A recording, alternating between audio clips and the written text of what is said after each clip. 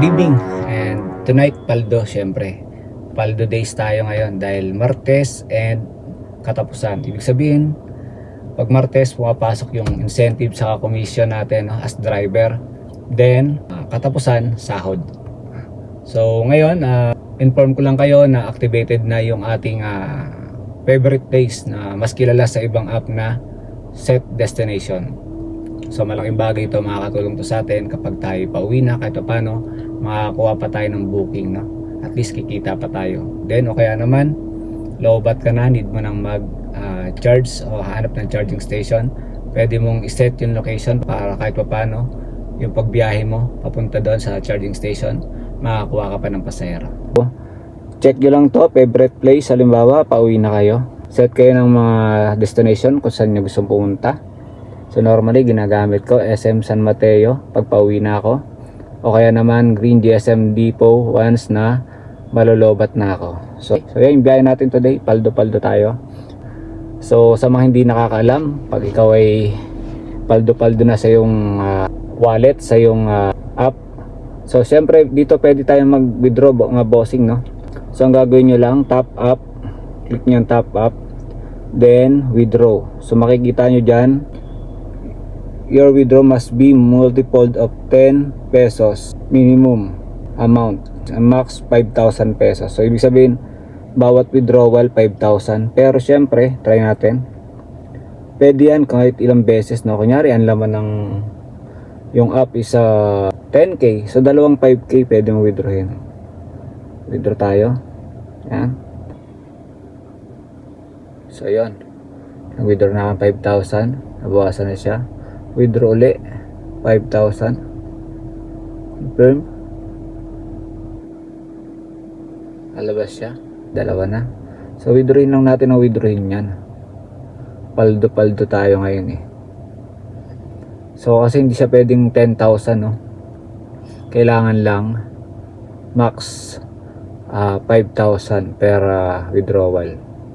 Pero pwede mong withdrawin kahit na ano yan. Withdraw ka lang. So mga idol, nawi-withdraw yan, no? Nakakapag-withdraw lang tayo every kinsenas at katapusan. Ibig sabihin, kung 29 hindi ka pwede mag-withdraw, o kaya A1 hindi ka pwede mag-withdraw. So kailangan saktong kinsenas sa katapusan ka lang pwede mag-withdraw. Then mag-a-appear yan o makikredit sa yung video account after 5 days, no? Mag-iintay ka ng 5 days. Kunyari, yan, nag-withdraw ako ngayon. Iintayin ko yan after 5 days. So, ganyan lang naman siya. Withdraw lang. Siyempre, magtitira tayo dyan. Pang top up natin.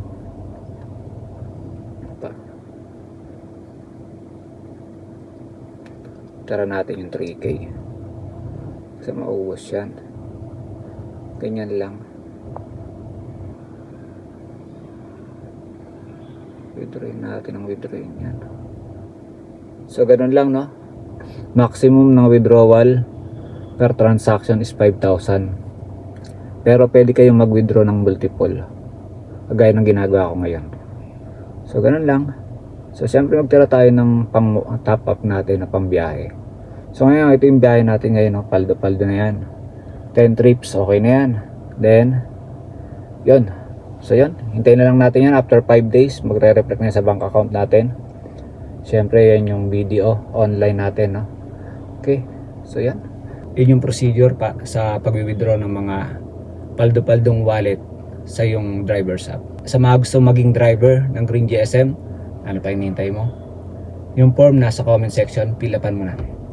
Once na maka-fill up ka na, tatawag sa'yo ang Green GSM representative para iset ka ng schedule para sa interview o kaya ng test drive.